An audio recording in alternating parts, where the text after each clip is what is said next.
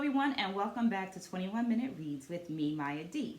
In these 5 minute or so videos, I share with you my takeaways from my current reading, which right now is The Black Dancing Body by Brenda Dixon Godchild.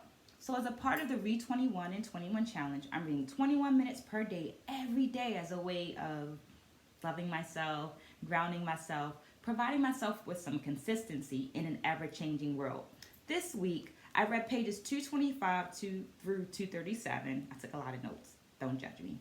And here are my takeaways. Takeaway number 1 is a quote from Doug Elkin, and it reads, "In African American and Latino culture, the body is a dialogue, and the body is allowed to represent the individual and that person's cultural community."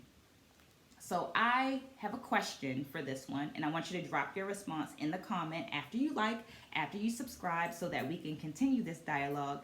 And that question is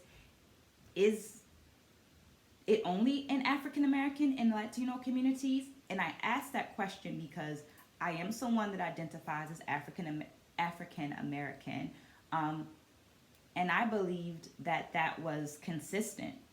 So much so that in my dance history classes, when I talk about dancing, I describe it as the mover is expressing their own experiences and that of the communities that they identify with. So please let me know if you agree, if you disagree, what's your experience has been like, so that I'm offering my students the best information and I have the best information possible. So drop those thoughts down in the comments.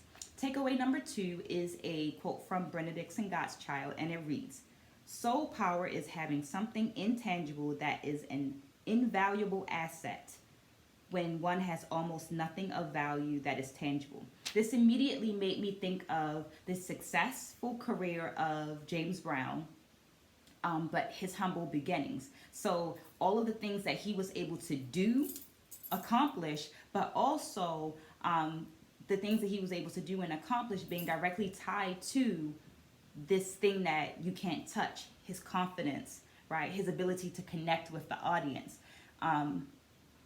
which then Jawole Zolar gives in a recount of her first time seeing him in a live performance when she was 10, and she talks about him like sweating and giving his all and not being concerned with the aesthetics of his own body at that moment. And she says, trying to keep it real, not pretty, and how that's been a inspiration for her to keep dancing, to dance hard, even not when it's pretty.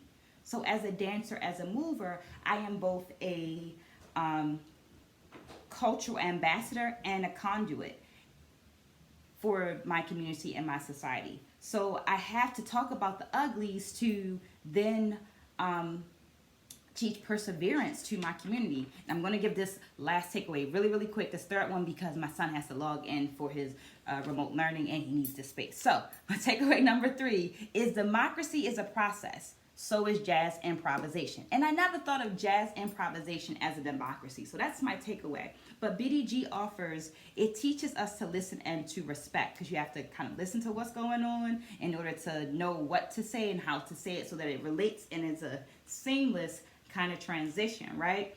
So jazz as an art form offers a space of spiritual growth, that's a quote from the book, that is both individual and societal. It allows America the opportunity to mature as it develops this American-based art form.